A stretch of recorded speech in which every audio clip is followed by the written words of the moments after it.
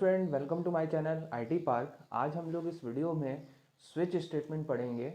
Switch statement जो होता है वो होता है multi conditional statement. But switch statement को पढ़ने से पहले, इसकी डेफिनेशन, इसकी सिंटैक्स जानने से पहले हम लोग ये देखेंगे कि स्विच स्टेटमेंट को पढ़ने की क्या ज़रूरत पड़ी। जैसे इसके पहले हम लोगों ने इफ एल्स स्टेटमेंट पढ़ा है। तो इफ एल्स में क्या होता था कि जब हम लोग इफ एल्स लैडर बनाते थे, वहाँ पे जब हमें मल्टीपल कंडीशन देनी होती थी तो हम कई सारे इफ एल्स लैडर लिखते थे। तो हम लोगों ने जो सिंटेक्स पढ़ा उसमें हम लोगों ने 3-4 इफ एल्स दिए। अगर मान लीजिए आपको अभी प्रोग्राम में ऐसी ज़रूरत पड़ जाए जहाँ पे आपको 10, 12, 15, 20 कंडीशन देनी पड़ जाए, यानी इफ एल्स लैडर का यूज़ करना पड़ जाए। जैसे मान लीजिए मैं एक एग्जांपल ले लेता हूँ। अगर हमें ये करना हो कि हमें हम यूजर से एक नंबर लेते हैं और उस नंबर के बेसिस पे उस पर्टिकुलर मंथ का नेम प्रिंट कराते हैं और उस पर्टिकुलर मंथ में कितने दिन हैं वो प्रिंट कराते हैं, तो हमें इफ एल्स में कम से कम 12 कंडीशन लिखनी पड़ जाएगी और 12 कंडीशन को मैनेज करना थोड़ा सा मुश्किल हो जाएगा। तो कभी कभी प्रोग्रामिंग में ऐसे भी होता है कि हमें 20, 25, 50 ऐसे कंडीशन ढेर सारे लिखने पड़ जाएंगे। तो उस केस में इफ एल्स को मैनेज करना बहुत मुश्किल हो जाएगा। तो इस चीज़ को ख़त्म करने के लिए, ये मैनेज वाली जो problem I if else ladder में, इस चीज़ को ख़त्म करने के लिए हमारे पास आया स्विच स्टेटमेंट। स्विच स्टेटमेंट भी मल्टी कंडीशनल स्टेटमेंट होता है। तो जो इसका डेफिनेशन है वो मैं एक बार आपको पढ़ के बता देता हूँ। This is a multi way conditional control statement in which a particular statement is executed out of number of option. यानी यहाँ पे ढेर सारे ऑप्शन होंगे, उस पर्टिकुलर ऑप्शन में जो भी हमें ऑप्शन चाहिए होगा वो उससे मैच करा के हमें आउटपुट दे देगा। यहाँ पे है number of option as per user choice. Particular statement, जो भी हमें स्टेटमेंट चाहिए होगा वो यूज़र वहाँ पे इंटर करेगा। स्विच स्टेटमेंट डायरेक्ट उस पर्टिकुलर स्टेटमेंट पे हमें लेके जाके हमारा जो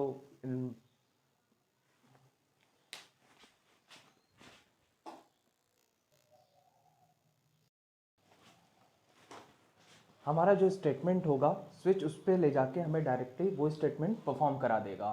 तो ये बहुत ही, इसको स्विच केस को लिखना या स्विच केस को मैनेज करना बहुत ही इजी होता है। इफ एल्स लैडर के केस में जहाँ पे हमें ढेर सारी कंडीशन परफॉर्म करानी है, उस समय हम स्विच केस लिखते हैं। हम स्विच केस का काम जो है इफ एल्स लैडर से भी ले सकते थे, बट इफ एल्स लैडर को मैनेज करना बहुत मुश्किल हो जाता है जब हमारे पास ढेर सारी कंडीशन हो जाती है। तो ये ड्रॉबैक होने के कारण इफ एल्स लैडर में हमको हमारे पास आया कौन, स्विच स्टेटमेंट। तो आइए स्विच स्टेटमेंट का सिंटैक्स पढ़ते हैं, देखते हैं उसके साथ क्या क्या रिस्ट्रिक्शन है। तो आइए,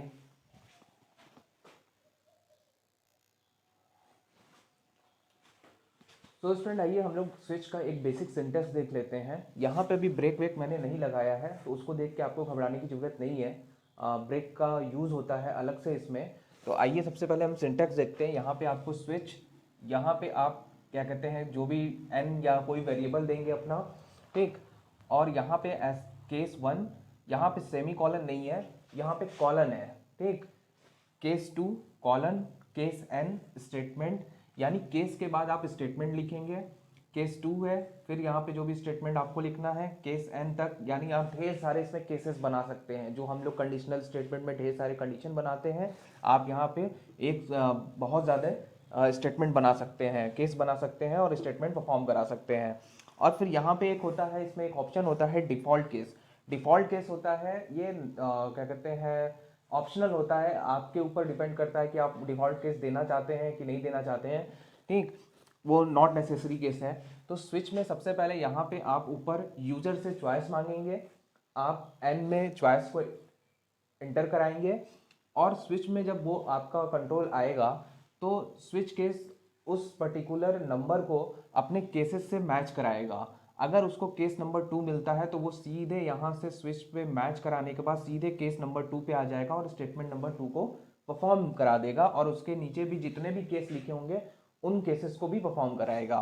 और डिफ़ॉल्ट केस जो होता है वो, अगर आपका कोई भी केस परफॉर्म नहीं हो रहा है, जैसे मान लीजिए मैंने 3 केस बनाए और यूजर ने 4 नंबर ऑप्शन दे दिया, तो वो 3 केसेस से मैच नहीं होगा, सीधे वो डिफ़ॉल्ट केसेस पे चला जाएगा कि आप डिफ़ॉल्ट में जो भी मैसेज देना चाहते हैं वो मैसेज आप दे सकते हैं।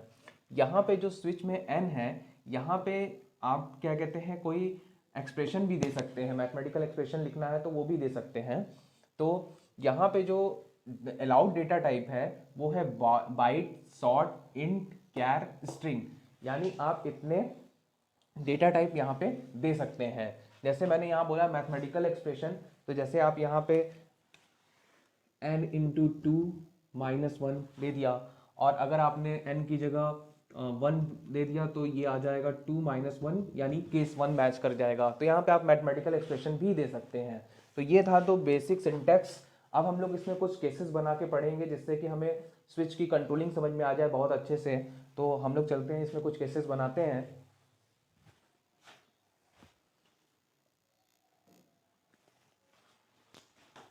तो स्टूडेंट आइए देख लेते हैं एक स्विच का केस नंबर 1 की क्या है यहाँ पे। तो यहाँ पे मैंने जो स्विच का स्टेटमेंट दिया है, और केस 1 में एसओपी एफ प्रिंट कराया है, केस 2 में एस प्रिंट कराया है, केस 3 में ट्री प्रिंट कराया है, और डिफ़ॉल्ट में केस में डिफ़ॉल्ट प्रिंट कराया है। तो मान लीजिए हमने यूजर से n में यूजर से चॉइस मांगी, उस यूजर ने हमें n इक्वल टू 1 दे दिया। n इक्वल टू 1 पे देखिए क्या प्रिंट करेगा। सबसे पहले वो जाएगा यहाँ पे चेक करेगा, n में 1 है तो केस 1 से वो मैच कर जाएगा, और केस 1 से मैच कर गया तो ये चीज़ मैच करेगा। ये जो आप लिखेंगे यहाँ पे, ये चीज़ यहाँ पे भी आप मैथमेटिकल एक्सप्रेशन लिख सकते हैं। ठीक, मैं ब्लू जे पे कोड रन करके दिखा दूंगा। तो यहाँ पे देखिए केस 1 पे आपका मैच किया तो क्या प्रिंट करेगा, सबसे पहले एफ प्रिंट करेगा, फिर एस प्रिंट करेगा, फिर टी प्रिंट करेगा, और फिर डिफ़ॉल्ट प्रिंट कर देगा। डिफ़ॉल्ट में आप कुछ भी मैसेज प्रिंट करा सकते हैं। ठीक, मान लीजिए यूज़र ने हमें n इक्वल टू 2 दे दिया, तो n इक्वल टू 2 पे यहाँ पे जाएगा, वो कंट्रोल केस मैच करेगा, सीधे केस नंबर 2 पे आएगा, और प्रिंट हमारा करेगा क्या, सबसे पहले s प्रिंट कर देगा, फिर t पे जाएगा, फिर डिफ़ॉल्ट पे जाएगा। ठीक, अगर हम n इक्वल टू 3 दे देते हैं तो देखिए क्या होगा, सीधा वो t प्रिंट कर देगा और डिफ़ॉल्ट प्रिंट कर देगा। अगर हम n इक्वल टू 4 दे देते हैं तो n इक्वल टू 4 पे हमारा कोई भी केस मैच नहीं करेगा, क्योंकि n इक्वल टू 4 यहाँ पे कोई केस 1, केस 2, केस 3 तक हमने केस लिया हुआ है। तो सीधे अगर हमने 4 दे दिया, 4 दे देते हैं, 5 दे देते हैं, 6 दे देते हैं, 7, 8, 9, 10 कुछ भी दे सकते हैं 1, 2, 3 के अलावा, क्योंकि 1, 2, 3 पे ही केस मैच होने वाला है। इसके अलावा अगर हम कुछ उसको देंगे तो वो कंट्रोल सीधा हमारा कहाँ चला जाएगा, डिफ़ॉल्ट केस में। तो ये सीधे प्रिंट कर देगा यहाँ पे डिफ़ॉल्ट। और मान लीजिए आपने कुछ डिफ़ॉल्ट को नहीं लिखा है और आपका केस मैच नहीं कर रहा है, तो वो कुछ भी नहीं प्रिंट करेगा। तो डिफ़ॉल्ट केस लिखना ऑप्शनल होता है, बट एक अच्छा प्रोग्रामर हमेशा डिफ़ॉल्ट केस लिखता है। ठीक, तो आइए इसके सेकंड केस पे चलते हैं।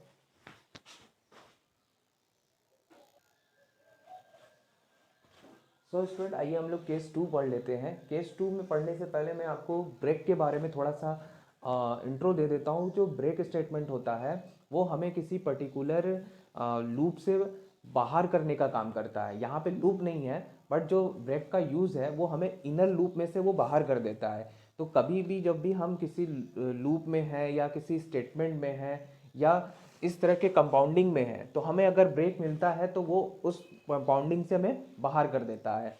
ठीक, तो देखिए मैंने केस 1 पे ब्रेक लगाया हुआ है। तो देखिए ब्रेक कैसे काम करता है इसमें। अगर मैं n बराबर 1 ले लेता हूँ, यूजर्स ने n बराबर 1 दिया, तो यहाँ पे एसओपी f प्रिंट करेगा, और जैसे ही उसको f ब्रेक मिलेगा स्टेटमेंट एसओपी के बाद, तुरंत वो इस स्विच में से बाहर निकल जाएगा। ठीक, अगर n बराबर मैं 2 ले लेता हूँ, n बराबर 2 के केस में देखिए क्या होगा, स्विच पे जाएगा, स्विच पे मैच कराएगा, केस 2 में चला जाएगा, और केस 2 में आने के बाद उसको यही दिखेगा कि स्टेटमेंट एस प्रिंट कर देगा, टी प्रिंट कर देगा, और डिफ़ॉल्ट केस प्रिंट कर देगा। ठीक, तो ऐसा कुछ भी नहीं है कि अगर स्विच जो स्टेटमेंट है ब्रेक के अलावा लिखा है, यानी उसमें ब्रेक स्टेटमेंट नहीं लिखा हुआ है, तो इसका मतलब ये नहीं है कि स्विच स्टेटमेंट गलत है। स्विच स्टेटमेंट विदाउट ब्रेक भी कहीं कहीं अच्छी लॉजिक काम करती है। मैं एक दो एग्जांपल कराऊंगा जहां पे ब्रेक नहीं लिखेंगे तो ही हमारी लॉजिक बहुत अच्छी मानी जाएगी। ठीक, तो विदाउट ब्रेक स्विच जो होता है वो अच्छा होता है। ठीक, ठीक, यहाँ पे मान लीजिए यूजर n बराबर 3 देता है, तब क्या होगा इनपुट में, तो ये हमारा हो जाएगा टी और डिफॉल्ट केस। ठीक, अब मैं यहाँ पे केस में 3 कर देता हूँ, मैं यहाँ पे एक ब्रेक डालता हूँ। ठीक, यहाँ पे हम ब्रेक डाल देते हैं, तब देखते हैं क्या होता है। हमारा n बराबर 1 पे तो f ही आएगा, ब्रेक मिल जाएगा। n बराबर 2 पे क्या होगा, s करेगा, t करेगा, डिफॉल्ट केस नहीं मैच करेगा उसका। ठीक, डिफॉल्ट केस नहीं मैच किया, और फिर n बराबर 3 पे केवल t करेगा, डिफॉल्ट केस मैच नहीं करेगा। और एक इनपुट और ले लेता हूँ जहाँ पे मैं तीनों में ब्रेक डालूंगा, वो प्रॉपर सिंटैक्स होगा इसका। तो स्टूडेंट ये जो हमारा केस 4 लिखा हुआ है, ये हमारा एक प्रॉपर सिंटैक्स माना जाएगा स्विच का ब्रेक के साथ। ठीक, यहाँ पे मैंने हर केस के बाद ब्रेक लगाया हुआ है, और क्या कहते हैं डिफ़ॉल्ट केस भी लिखा हुआ है। तो आइए देखते हैं इसका आउटपुट क्या होता है। n बराबर 1 पे क्या होगा, अब ये अच्छे से काम करेगा। n बराबर 1 पे ये हमें f देगा, n बराबर 2 पे ये हमें s देगा, n बराबर 3 पे हमें ये t दे देगा। अगर n बराबर 4 5 6 7 8 हम देते हैं तो ये सीधे डिफ़ॉल्ट में चला जाएगा। ठीक, तो मैंने एक बार फिर बोल रहा हूँ कि स्विच के साथ ब्रेक कहीं कहीं लॉजिक में मैंडेटरी नहीं होता है। ठीक, तो ऐसा कहीं नहीं है कि स्विच जो है ब्रेक के साथ ही आएगा। ठीक, मैं एक प्रोग्राम आपको कराता हूँ जहाँ पे दिखाता हूँ कि ब्रेक का हर केस में ब्रेक लिखना वहाँ पे ज़रूरी नहीं था। अगर आप ऐसा लिखते तो आपका कोड बहुत बड़ा हो जाता, बट ब्रेक के ना होने की वजह से वो लॉजिकली वो बहुत छोटा हो गया कोड। ठीक,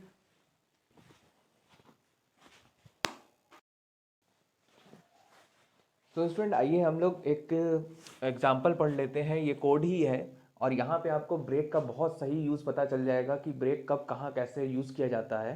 तो यहाँ पे आपको मैंने कोड लिखना है, और यूज़र से आपको पर्टिकुलर मंथ का नंबर इंटर कराना है, और उस पर्टिकुलर मंथ में कितने डेज हैं वो इंटर कराना है। ठीक, तो यहाँ पे मैंने n में यहाँ पे ले लिया है यूज़र से, m में हमने मंथ का नंबर इंटर करा दिया है, इंटर मंथ नंबर। ठीक, यहाँ पे मंथ नंबर इंटर कराने के बाद देखिए, जैसे जनवरी है, मार्च है हमारा, मई, जुलाई, सितंबर, नवंबर एंड दिसंबर, यहाँ पे हमारे 31 डेज होते हैं मंथ में। तो मैंने यहाँ पे देखिए case 1, case 3, case 5, case 7, case 8, case 10, case 12, यहाँ पे इन केसेस में कुछ भी मैंने कुछ नहीं लिखा है। ठीक, सीधे अगर इनमें से कोई भी केस मैच करता है तो वो 31 डेज दे दे, तब ब्रेक लगा दिया है मैंने। ठीक, यानी यहाँ पे भी एसओपी करके मैं 31 डेज लिख सकता था, बट उसका कोई फ़ायदा नहीं होता, क्योंकि 31 डेज लिखता, फिर यहाँ 31 डेज लिखता, फिर यहाँ 31 डेज 31 डेज 31 डेज, और सबके साथ आपको ब्रेक लगाना पड़ता। तो आपके कोड देखिए कितना आपको लिखना पड़ता। बट इन सभी केसेस में क्या हो रहा है, कॉमन चीज़ हो रही है, तो हमने कॉमन चीज़ के लिए 31 डेज ले दिया, फिर ब्रेक लगा दिया।